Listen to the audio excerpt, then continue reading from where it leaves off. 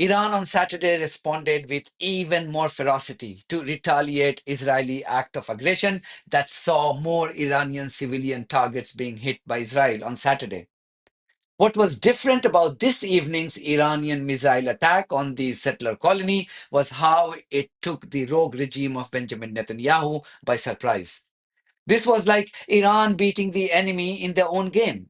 Remember how both Donald Trump and Netanyahu made misleading announcements, giving Tehran a false sense of safety that Israeli attacks weren't imminent? Today, it appears that Iran took a leaf out of the American and Israeli book and stunned the Israelis by successfully pounding the port city of Haifa. This was after Israel had attacked Iran's South Pars gas field, which is vital to Tehran's domestic energy sector. It is the world's largest natural gas field, shared with Qatar, where it's known as the North Field. Its output exceeds 700 million cubic meters per day, accounting for roughly 65 to 70% of Iran's total natural gas production.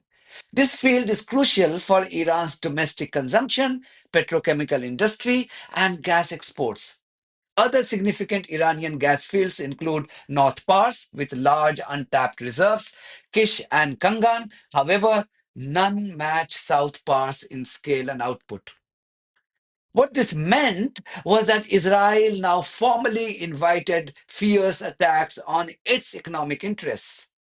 So while Israel warned its people in Tel Aviv and Jerusalem to take refuge in shelters, Iran shifted the direction of most of its missiles to Haifa to target key oil facilities. One of them was Haifa oil refineries, which is owned by the Bazan Group, with the co-owners being Israel Corp and Israeli Petrochemicals Enterprises Limited. Videos of Iranian missiles causing large scale explosions near the oil refineries have gone viral. You can watch those videos on our Telegram channel. Details are on the screen.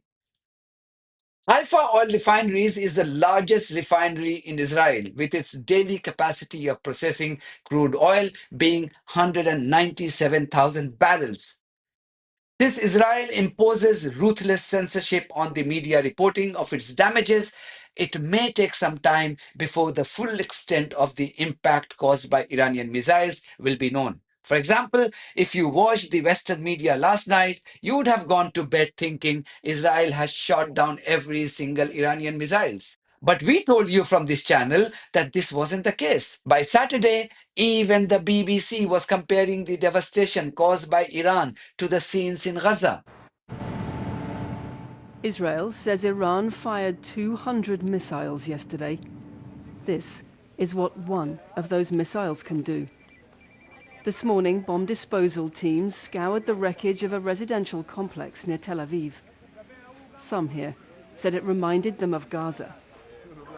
However, the BBC was a bit wiser today as it reported on how Iranian missiles were lighting up the skies in targeted Israeli cities. Tonight, state TV saying that this time the attack is a combination of drones and, in its words, more than 100 missiles, with Haifa and Tel Aviv being the main target tonight. We can see in some of the live shots that we've been looking at times lighting up the skies.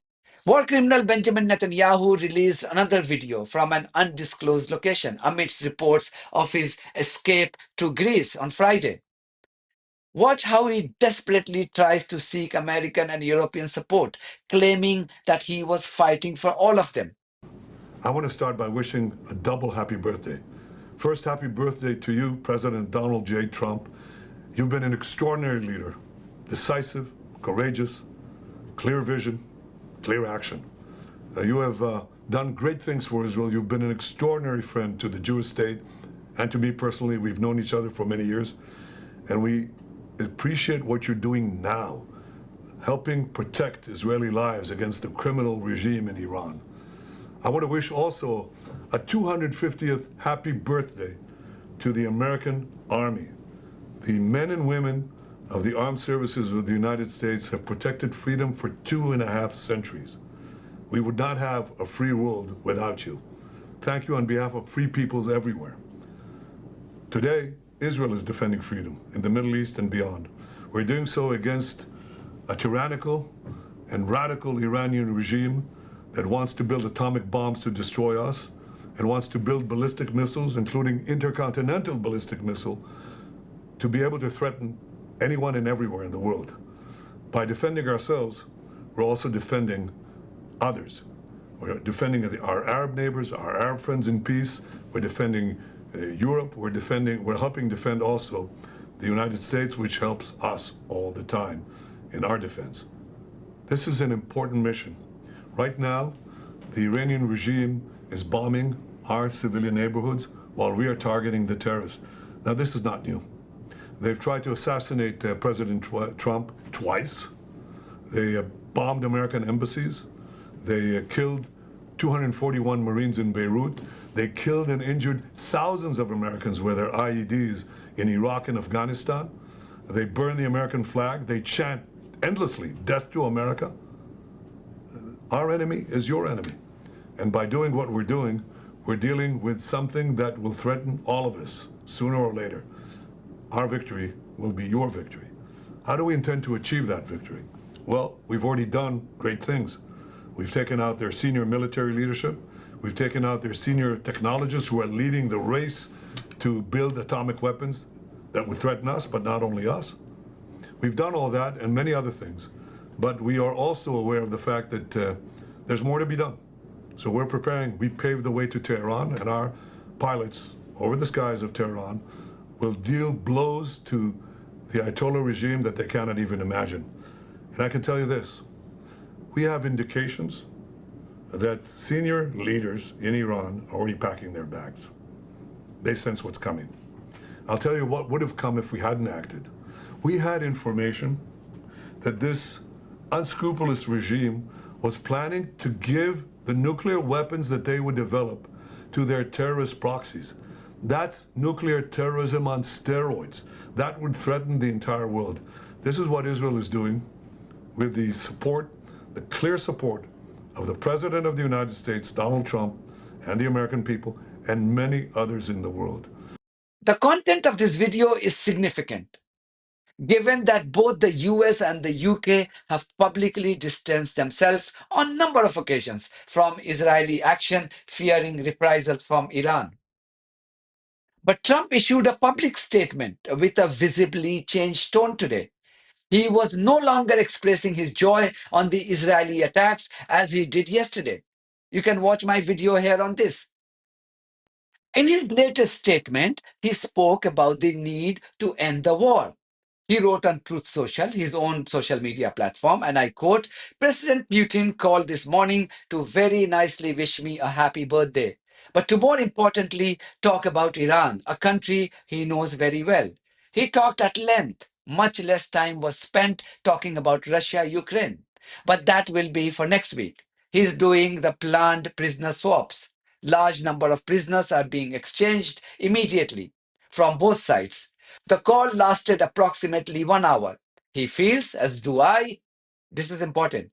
He feels, as do I, this war in Israel, Iran should end, to which I explained his war should also end." End quote. Yesterday, he was warning Iran to return to the negotiating table, else Israel will hit Tehran even harder. Iran today formally snubbed Trump by refusing to take part in the scheduled talks on Sunday. And yet, Trump was talking about ending the Iran-Israel war. That's the change in tone I'm talking about. Now I will leave you with this clip, which shows the sorry state of the Western media. This is Yelda Hakim from Sky News. For her, Iran doesn't have a government, but it's a regime. And Israel was right to attack a sovereign country since Iran had failed to come to the negotiating table as demanded by America. So Israel was acting as a United Nations. You don't come to negotiating table, so I have every right to kill civilians, children, women by targeting and attacking a sovereign country. But as expected, Professor Marandi was at his best once again. So are you denying that the top commanders have been killed? Are you denying that top commanders were killed? Oh, so you mean what you're referring to basically is a an attack, an act of aggression, that they suddenly fire missiles at civilian targets at apartment buildings and slaughter people in those apartment buildings, slaughtering whole families. For you, that's targeting. That's a really sophisticated act. But if I can just ask, excuse me. Have military facilities been hit? Have nuclear facilities been hit? One of the buildings that had some of these commanders, one or two of these commanders, was a large apartment building where they killed everyone, 60 people, 20 children. That's not important for people like you, but that's important for people like us. For you, people like you who support ethno-supremacism and the chosen people being able to slaughter and exterminate Professor Palestinians. Marandi, I'm just trying to get the perspective. We're trying to give you airtime so that you can give us the Iranian perspective on this. And we want to know, and I want to understand, Iran's position here. Will you come to the negotiating table now? Donald Trump, after these series of airstrikes and this attack was launched, called on Iran to come back to the negotiating table. As the spokesperson of the regime, or as someone who worked closely with the negotiating team, do you believe they will come to the negotiating table now? Well, your regime should know, and your news agency or your TV channel should know better. We were at the negotiating table. It was Trump that conspired with Netanyahu to attack Iran. This is how you twist the truth. You shouldn't invite me because you're easily exposed. Iran was negotiating. Initially, Trump had one position, and so did Witkoff. And then they flipped and said no enrichment. And then they continued the negotiations. And the night before the attack, Trump said that we don't want war. And then after the attack, he said, we're all for it. And you're saying Iran? Is Iran going to come back to the negotiating table? The audacity. Come on. Show at least a bit of integrity. A bit of integrity will help. Okay.